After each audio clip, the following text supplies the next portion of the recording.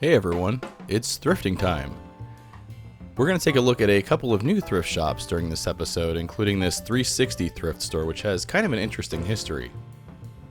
This footage is from a 2018 live stream that Mark and I did, and that's why it's a little wonky. But we filmed this, I believe this live stream was in July of 2018, and this is where 360 Thrift is today. However, you'll notice on the sign here it says Epic Thrift is closed.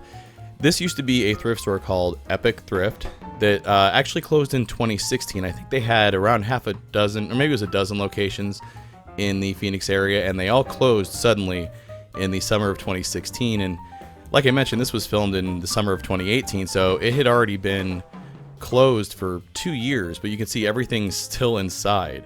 It's just like a abandoned thrift store. They just up and left. There's actually a landlord's notice on the door that you can see where they've locked the tenant out and everything.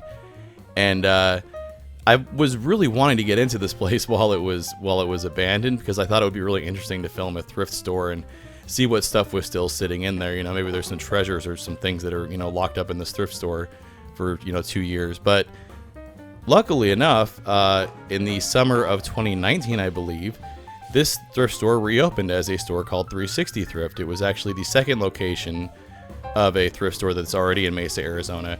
And I probably should have mentioned that at the beginning. This is actually in Mesa, Arizona, and I will actually put addresses to all the thrift stores that I feature in this video so you guys can check them out for yourselves. So let's head inside and see what this place looks like now that it's open again. And you'll notice that color tag sign right there. This place operates very similar to how the Goodwill stores in the greater Phoenix area operate. You'll kind of see that throughout the store. Let's take a look at the counter first. This is usually where they keep the good stuff, and you can see there's a lot of brand new toys here, including some Shopkins stuff. There really wasn't much down inside the cases. There's this AM/FM radio that's Disney branded, Disney Electronics. That's kind of interesting, if not weird. And then there's a plush Donald Duck doll that's from the Kingdom Hearts games. This is pretty neat, but I've never really played the Kingdom Hearts games, so I probably should remedy that. I do have them like factory sealed for the PS2, just haven't played them.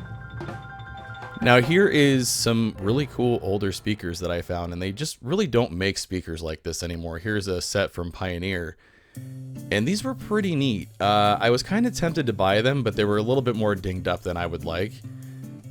And here's a really, really interesting looking GE speaker. There's just one here, unfortunately, but I do love the look of this one. I wonder if it can be cleaned up to kind of look new again. Would be pretty neat if you could find the other one. Now here's a plug-in power telephone remote center, and this is very weird. This is an interesting piece of like late 70s, early 80s tech. You could hook this up to your phone system and actually remote control lights and stuff in your house through little modules that you plug them into, and it used your landline phone system. And this particular one's from Radio Shack. I didn't know Radio Shack manufactured these. I've seen them under some other names. Just a really cool piece of outdated technology. And speaking of which, here's some more interesting outdated technology. Here's Plug and Talk, and these are little FM receiver things that you can put in your house and use as an intercom system through your house just using radio waves. And I gotta be honest with you, they're pretty tacky looking. You can see they're realistic branded, and that's one of Radio Shack's labels. I don't like the way that the call lock button works. At first I thought the switch was broken, but I think that's just how it's supposed to operate. And here's something you don't see very often, an old answering machine. And this one actually uses full-size cassettes. Normally when I do find these, they use the little micro cassettes. I wonder if there's a way to hook one of these up to your cell phone. I'd love to try that out. I did hook up a modern TV receiver box to a Game Gear TV adapter and actually got it to show TV again. There's a video on my second channel of that. Be interesting to do a video where I get a answering machine to work with my cell phone. Now here's something that looked really neat, but we couldn't completely figure out what it was because we couldn't figure out how to get the stupid case open. It just would not unlock on one side. So next. Now see, here's one of the things I love about thrift shops in Mesa, Arizona is there's a lot of old people that live here, so you see a lot of old lamps and things like this. Look at the amber glass on those. You also see a lot of old weird furniture like this. Now, I know that mirror section is for perfumes, I think, but I'm just picturing something else going on there. It's not in bad shape, though. That's the other weird thing is you see all this really super old furniture. A lot of it's really kind of tacky, but it's all still in great shape.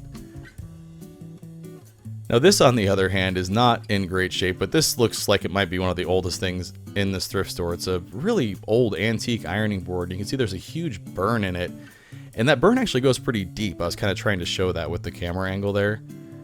I have no idea how old this is, and I have no idea if that's a decent price for this for an antique ironing board.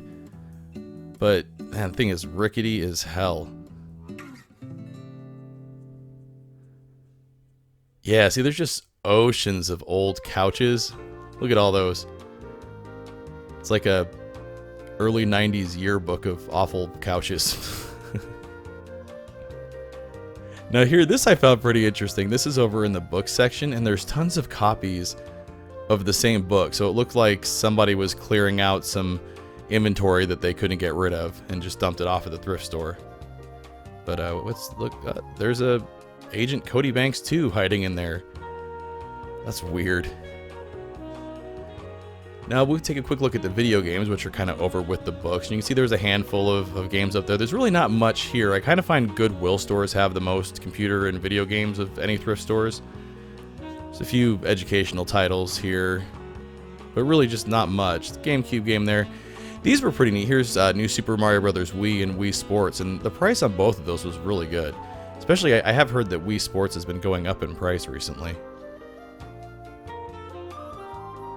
A handful of VHS tapes. Those are always interesting to look at. And this one really caught my eye, not because of the movie, but because of the video update logo on there. That's a video store chain that I used to rent videos from back when I was in high school. It's kind of neat to see one of their tapes here.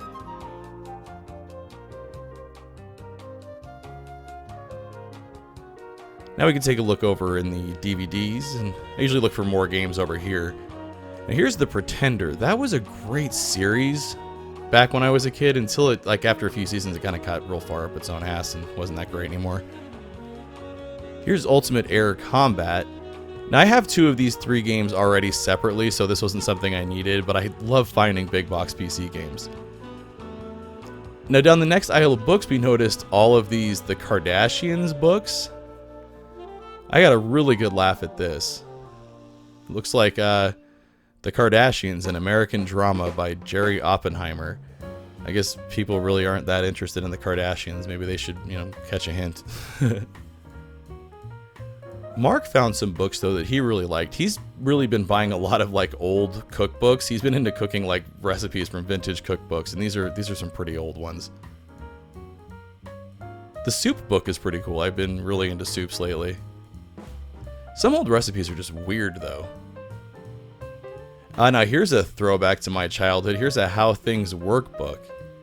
I remember looking at these at the doctor's office in the waiting room and taking a look at the copyright. It's 1990. So yeah, that's right about the same time. That's about when I was 10 years old. That's really neat to see. I haven't seen one of those in forever. This caught my eye as well, this James Bond book, just because I like the way the cover's laid out. I think that's from the 70s. I've always liked that, just bold colors and bold fonts. Now, I haven't seen every episode of The Golden Girls, but I've seen a lot, and I'm pretty sure this clock appears in at least one episode of The Golden Girls. It's just a cheap plastic piece of crap, but it's just funny to see. Along with stuff like this, these creamer things that old ladies collect. Does anybody actually ever use those for tea or for cream or whatever? But just kind of goes to show you again some of the weird old stuff that you find in East Mesa and thrift stores. Okay, now these are fantastic. They had these dolphin pictures laid out, and it almost looks like Lisa Frank stuff. It's a little bit too ridiculous, but it just really reeks of 90s colorful girl stuff. And this picture even more so, where you can see multiple moons and planets, and you've got palm trees. That's a Vaporwave album cover basically right there. And these were only a few dollars each, and I was really annoyed at myself that I didn't buy them. I should have, because it would have been funny just to kind of buy them and hang them up somewhere in the house and see how long it took my wife to notice them. Just tacky greatness. Oh my god, look at this thing.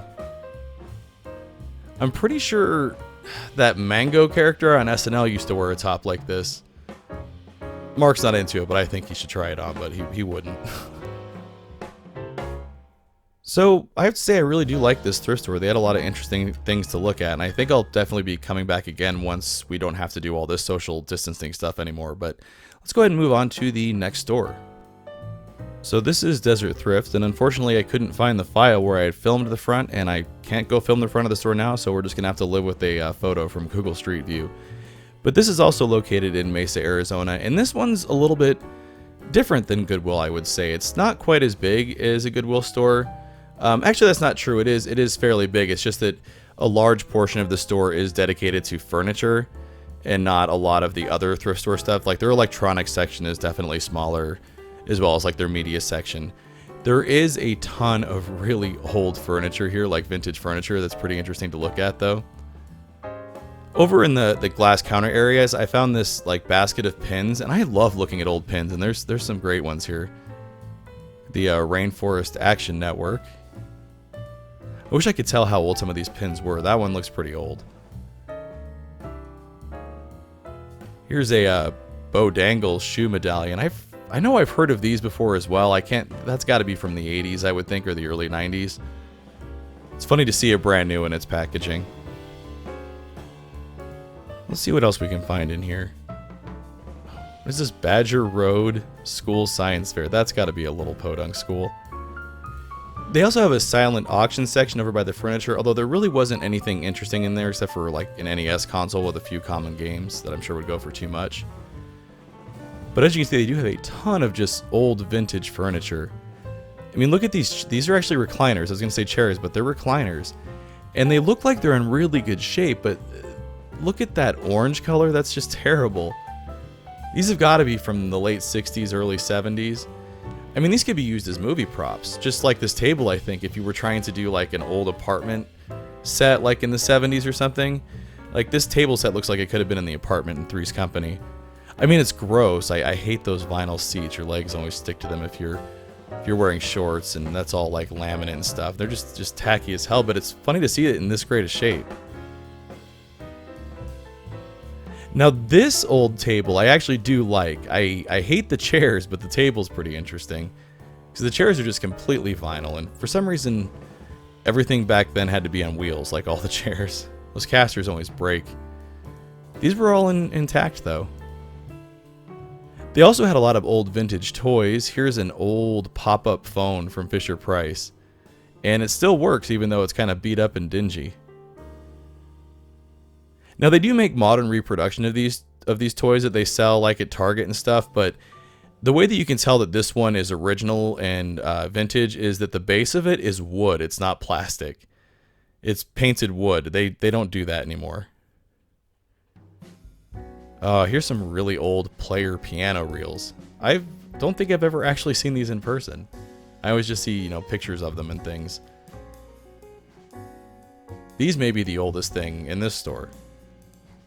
Now, if you don't know what this thing is, this is an overhead projector, and this is what we used back in the Stone Age when I was in school to project things. The teachers would use it. They would put transparencies, and they could write on there, and it would project it onto a screen. I haven't seen one of those in ages. I also haven't seen the tater twister in ages, but this like awakened a nightmare memory of an awful commercial from the 90s for me. Oh yeah, we're gonna test tater twister, steak the fried, cook some shade, some curly fries. Come on! That singing and dancing potato sucks, and 90s marketing is awful. This thing looks like it's in pristine condition though, like it was hardly used. Now this, on the other hand, looks well used, but it's kind of funny seeing it because I grew up having this same exact can opener hanging under the counter when I was a kid. Now here's a big ol' huge Gravis joystick. I'm usually a fan of Gravis joysticks and gamepads, but I like the older stuff better. Not a huge fan of the modern stuff, but this is some of the little bit of video gaming stuff that was here at this thrift store. There was also one of these, I forget what they market these as, if it's like My Pocket Arcade or something, but you see these for sale at like Target and Walgreens for like 20 bucks. And I've always kind of wanted to play with one, and for $5, I would have bought this just to kind of screw around with it, but there was a big line going through the screen. Now this is really cool. Here's a Sony boombox, and I have a very similar one in my garage. And these are great because when I find these or any of these Sony boomboxes that look like this, 9 times out of 10 the cassette deck still works on it. And they also sound really good for their size. And you can play CD, cassette, and do AM/FM radio. It makes for a really nice garage boombox. Here's a neat little realistic AM/FM radio, and I'm looking for a radio similar to this, but I'd like it to do shortwave as well, just to screw around with. So I didn't pick this one up, but this is another one. It looks like it's in pretty good shape, just needs kind of a quick dusting or cleaning. And I do love seeing that old Radio Shack logo on the back. Yeah, not a bad price either if it works. Now here's another really old can opener, and the reason I found this one so interesting is because there's actually a Kmart logo on here. This is from Kmart. Look at that automatic can opener logo. This has got to be from the 70s, that with the wood grain as well. That awful brown color on the back. Kind of a neat little piece of Kmart memorabilia. Looking over in the board games, I found this kind of interesting game. It's called Payoff Machine.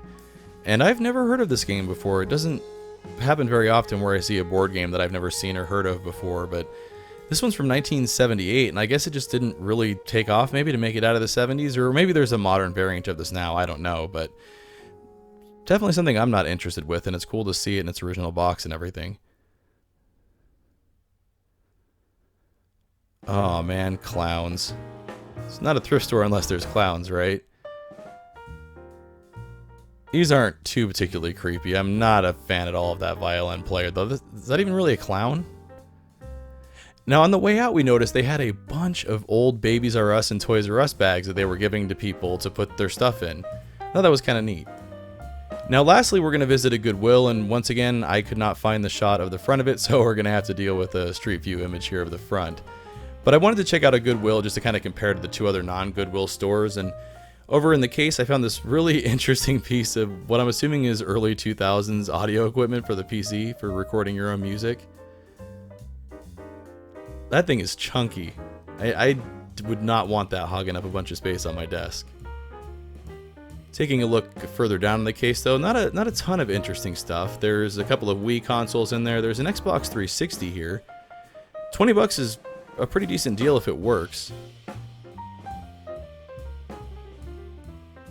Got another Wii console down there, looks a little more complete, and then a couple of Game Boy Advance and Game Boy Color games there, but nothing that I need or am interested in. Man, I am really starting to see a lot of Wii's show up at thrift stores.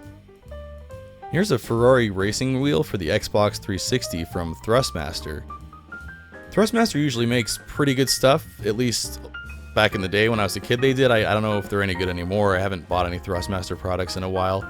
Also, I noticed too, this didn't look like it had the pedals inside, and we were also having a hard time finding the price. I expected it to be somewhere on the box, but I really wasn't that interested in it with how beat up the box was and the fact that it didn't look like it was all there. But this is highly aggravating. We had to end up looking, it's on the wheel, the price. Why not put it on the box? But not worth it to me for that price. This is really neat. Here's an old Sony cassette player. And this one's really interesting because I noticed that the VU meters are oriented differently than how normally you would see them the other way, like flipped up, but they look like they're upside down. I am looking for a really good cassette deck, but this one looks a little bit older than what I'm going for. And speaking of really old, here's a Victor, what I assume is an adding machine. I have no idea how this display works, but it's pretty cool. It looks like it's a 7-digit display. And this thing weighed a ton. It's like all metal, the case and the housing and everything. Here's a shot of the back of it. It looks like it uses paper reels. That's why I'm assuming it's some sort of adding machine or cash register thing or something. I'm not sure if it still works or not, but man, you could seriously mess somebody up with that. Here is a Pleaser 2 camera from Kodak. And this is honestly one of the ugliest cameras I've ever seen. I'm not sure if that brown color is its original color, or if that's because the plastic's yellowed. It looks like you have to rewind the film manually. That's something you used to have to do with film cameras. That's just awful looking. Now this is a really interesting piece of equipment that I have no idea what it's for, but what it seems to do is track the day. Like you can see how it tracks the time zones. Here's a shot of the label here on there. It looks like this might have been something they used like in an airport or something, or I'm not sure where, but it looks like it still worked. Really interesting. I love the wood grain finish around it. Here's a quick look at the video games, and this Goodwill actually does a good job of organizing the games. You can see all the Xbox and Xbox 360 stuff is all together. And then if we pan over here, they've got all the Wii stuff. A couple of PlayStation 2 games there. Somebody probably just put those there.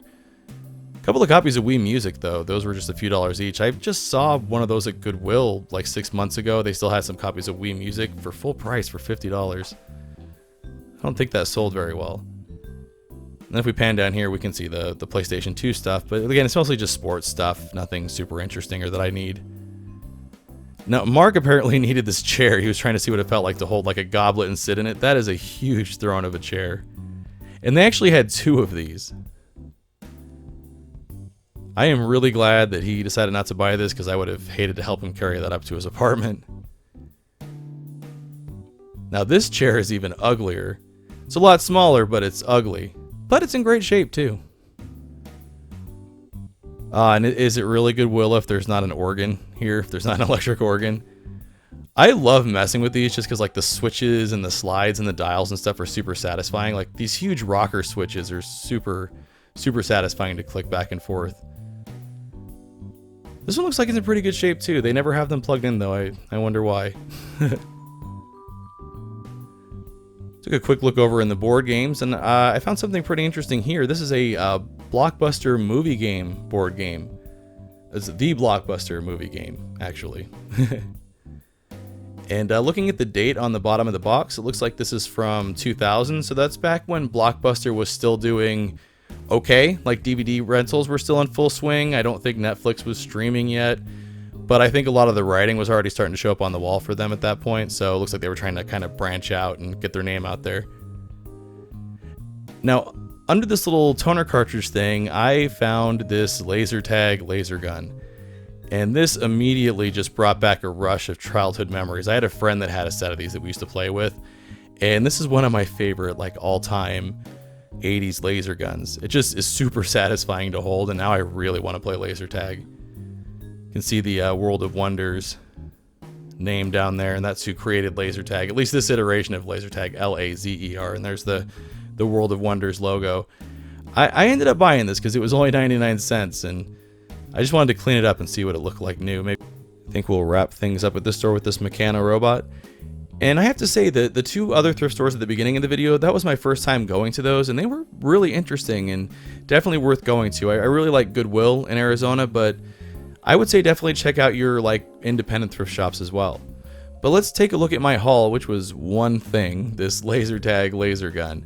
And I've cleaned it up already a little bit for this shot, got the price tag off of it and stuff, and I just really love the styling on this thing. I love the name too, the Starlight, and they sell the LYTE.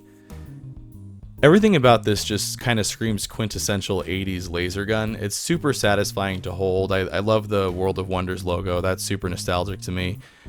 And yeah, I think this will look pretty neat hanging up on the wall in my office. Anyways, I hope you guys enjoyed this episode of Thrifting Time.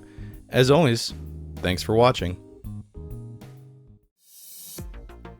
Want to see your name here? Head on over to patreon.com/retailarchaeology to find out how you can help support the channel. Hey everyone, thanks for checking out this episode of Thrifting Time.